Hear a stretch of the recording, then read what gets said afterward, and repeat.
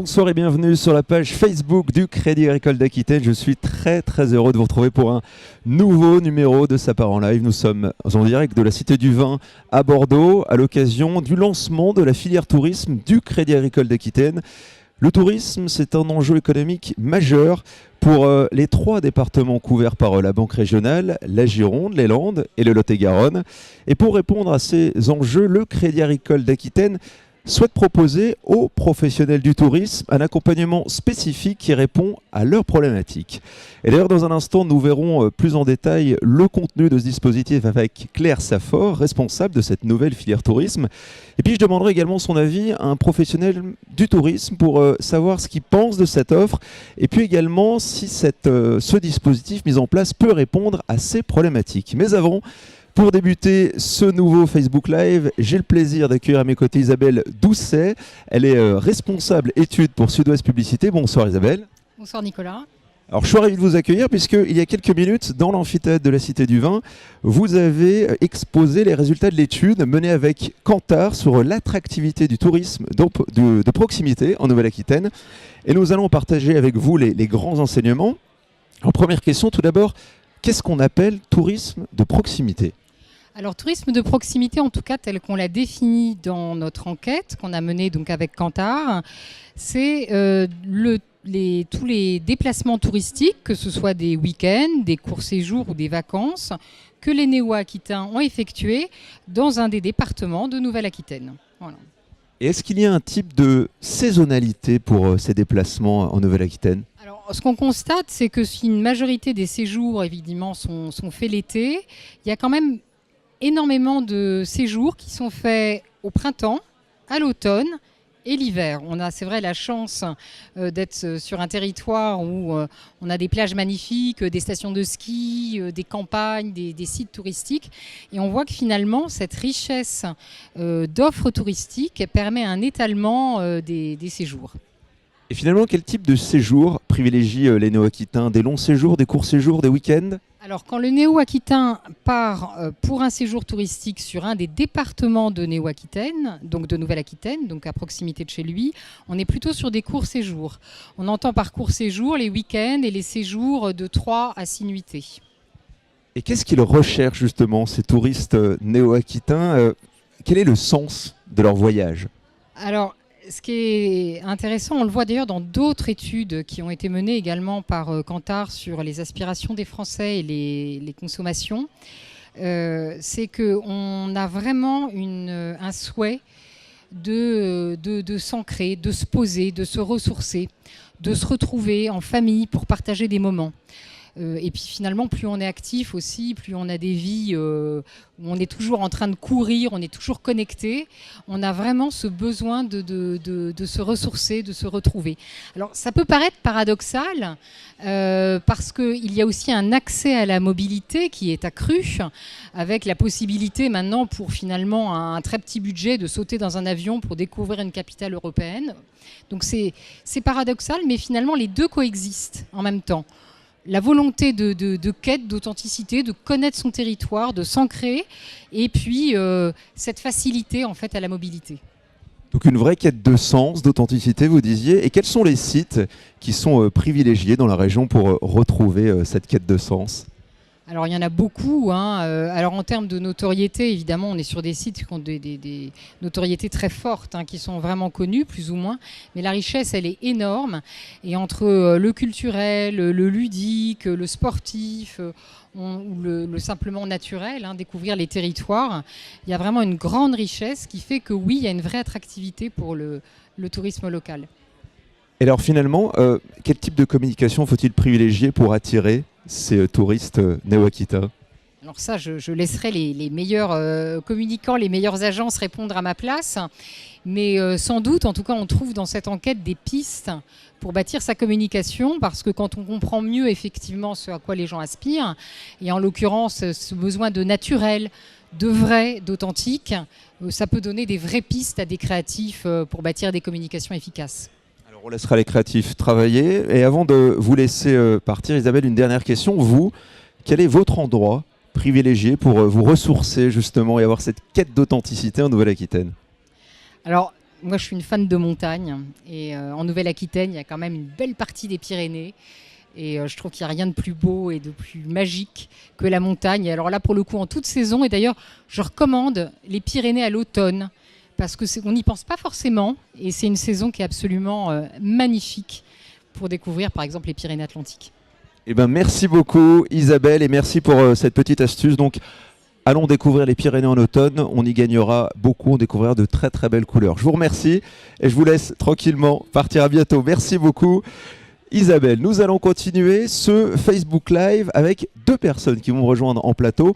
Claire Saffort, que j'accueille, et Julien Cunica. Merci beaucoup à vous deux d'être à mes côtés. Alors Claire, on va débuter par vous, parce que vous êtes en charge d'animer cette nouvelle filière tourisme au Crédit Agricole d'Aquitaine. Alors comment vous avez construit cette filière, Claire ? Alors nous avons construit cette filière de manière très simple, en interrogeant les professionnels du tourisme, ainsi que les acteurs du tourisme tels que les syndicats, les offices et les institutionnels, les offices départementaux. L'idée était d'identifier l'actualité du tourisme sur notre territoire, connaître les tendances et les problématiques qui se présentent à tous les professionnels du tourisme aujourd'hui.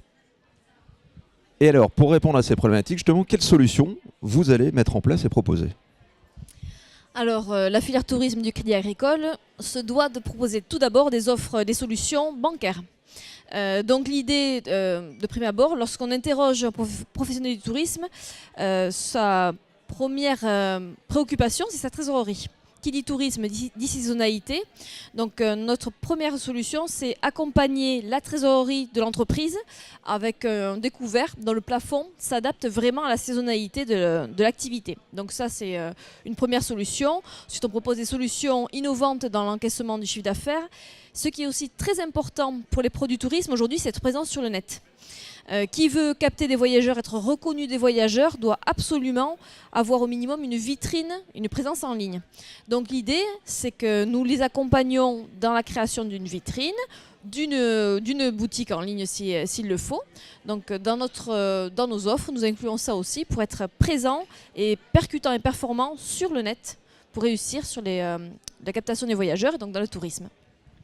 Et alors finalement, qu'est-ce qui vous démarque vraiment au Crédit Agricole d'Aquitaine dans cette filière tourisme pour répondre, quelle est la problématique principale ? Alors avec le peu de recul que nous avons, parce que ça fait 3 mois que la filière tourisme a démarré, ce qui ressort vraiment, c'est la solution de financement de la trésorerie, qui est le nerf de la guerre pour les entreprises.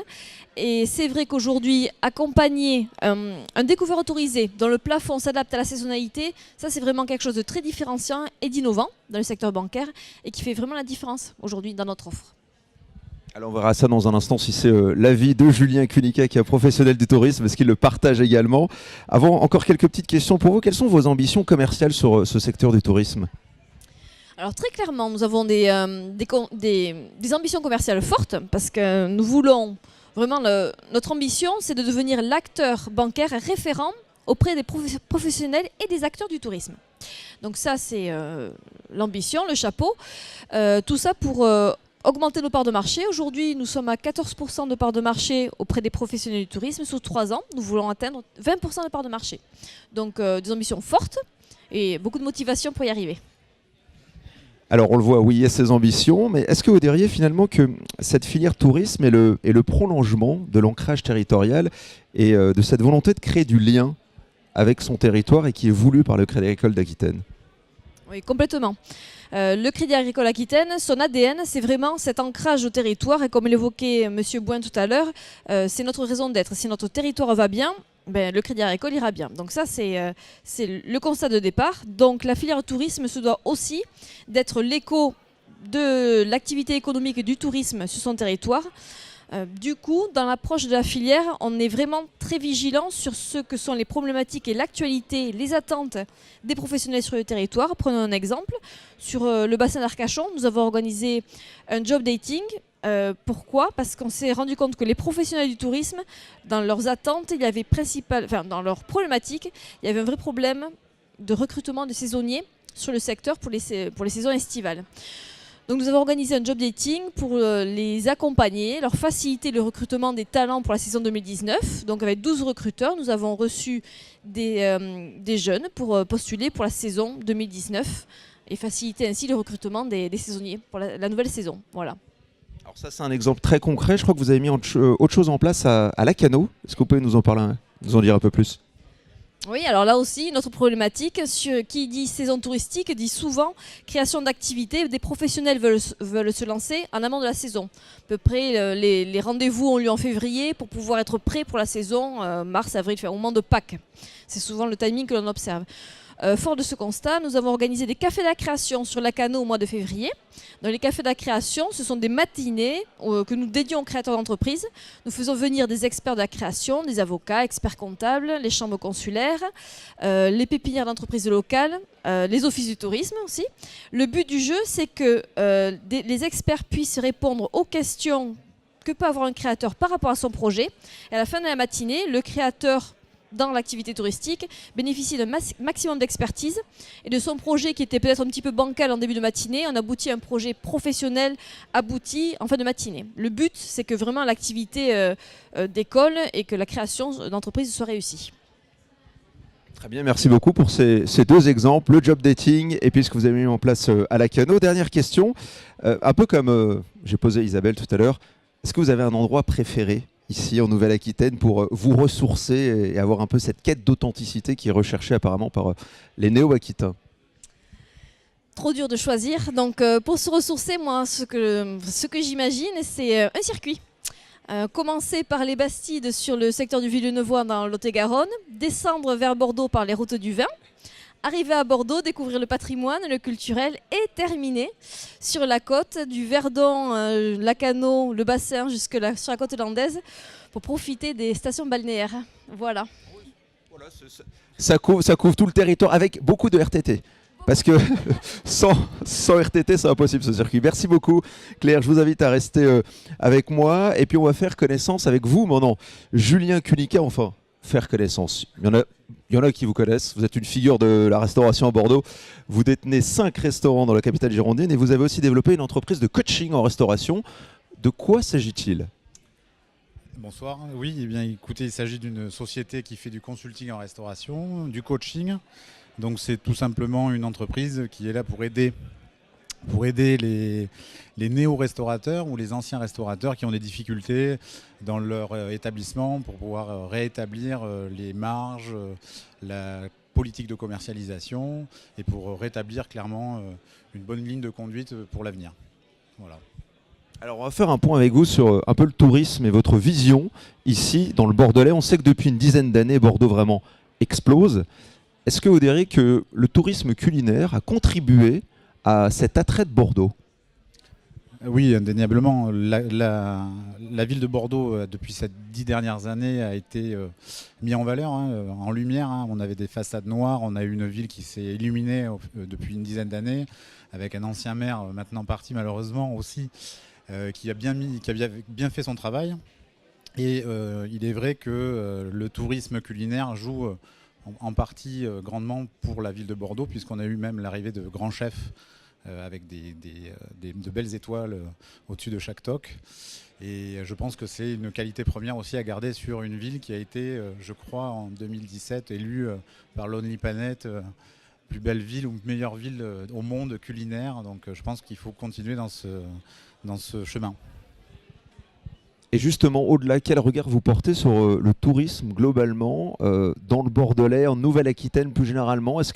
Quels sont encore les enjeux pour demain ? Qu'est-ce qu'il faut développer ? Qu'est-ce qu'il faut mettre en avant pour continuer cette attractivité ? Clairement, je pense qu'on a pas mal d'infrastructures qui sont arrivées ces dernières années aussi, comme la Cité du Vin, qui est magnifique. Je pense qu'il faut continuer à travailler sur l'accueil des commerçants, l'accueil de tous les acteurs majeurs de la filière tourisme, parce que c'est très important de voir que le sourire et le professionnalisme de chacun puissent faire en sorte qu'on ait de la satisfaction complète sur une ligne touriste où on a besoin de continuer dans ce sens. Alors on a vu aujourd'hui, on a Claire avec nous, donc, qui est responsable de la filière tourisme que lance aujourd'hui le Crédit Agricole d'Aquitaine. Donc il y a beaucoup de solutions qui sont proposées, d'accompagnement dans ce dispositif. Pour vous, quelles sont les problématiques auxquelles sont confrontés aujourd'hui les acteurs du tourisme ? Au niveau bancaire, vous voulez dire, hein ? D'accord. Écoutez, je pense que c'est vrai que la première chose qui est importante, c'est de pouvoir accorder des lignes de crédit entre parenthèses à des saisonniers qui sont malheureusement aussi des fois touchés par la climatologie, qu'il peut y avoir quelques événements qui peuvent arriver en saison qui ne sont pas faciles. Le choix aussi d'avoir fait ce genre de café de la création ou de pouvoir faire du job dating en début de saison pour aider à recruter, chose qui est de plus en plus difficile malgré tout aussi, puisque les élites s'en vont aussi à l'étranger. Pour continuer à devenir, comme on l'est aujourd'hui, une espèce de capitale européenne du tourisme, je pense qu'il faut continuer avec des acteurs comme le Crédit Agricole à travailler sur ça et à faire en sorte qu'on puisse continuer à trouver des solutions de ce type qui, à mon sens, sont très positives. Et vous, donc, vous êtes client du Crédit Agricole d'Aquitaine. Qu'est-ce que vous attendez justement de cette filière? Par exemple, pour vous, typiquement, vos restaurants, vos affaires, est-ce que Claire peut répondre à vos problématiques avec les solutions qu'elle va mettre en place? Oui, tout à fait. Mais c'est un peu ce qu'on disait tout à l'heure, hein, c'est que justement, ça peut être aussi des ouvertures de lignes de crédit, mais aussi une étude comme il a été faite ce soir. C'est important de pouvoir juger de la qualité, de cibler plus la clientèle que l'on souhaite avoir dans nos établissements. Donc, je pense que le Crédit Agricole nous accompagne logiquement et positivement dans cette aventure.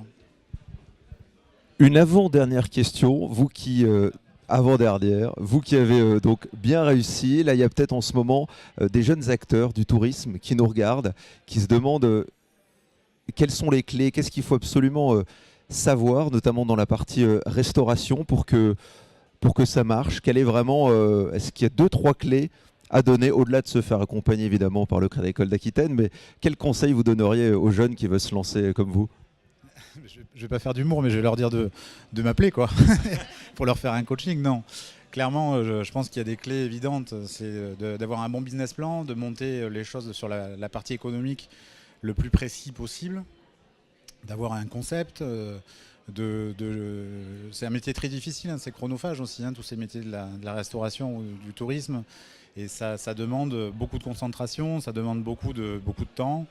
Après, les conseils, si on a un bon concept, qu'on a des professionnels, et qu'on est assidu sur les marges et qu'on a globalement une commercialisation avec une optique prix qui est bien gérée, il n'y a pas de secret. Après, il y a une loi qui prévoit par-dessus tout, c'est l'emplacement. Voilà. Merci beaucoup pour ces quelques conseils. Et puis, la question traditionnelle que j'ai posée à Isabelle et à Claire, vous, c'est quoi votre endroit préféré en Nouvelle-Aquitaine pour vous ressourcer et vous reposer avec vos proches? Eh bien, pour me reposer avec mes proches, j'aime beaucoup la Dordogne, j'aime beaucoup le bassin d'Arcachon, j'aime beaucoup la ville de Bordeaux, indéniablement. La visite des châteaux aussi. J'ai 3 enfants en bas âge, donc c'est intéressant de pouvoir aussi travailler le côté touristique, mais aussi historique. Donc on essaye de faire un peu tout ça avec ma famille. Voilà.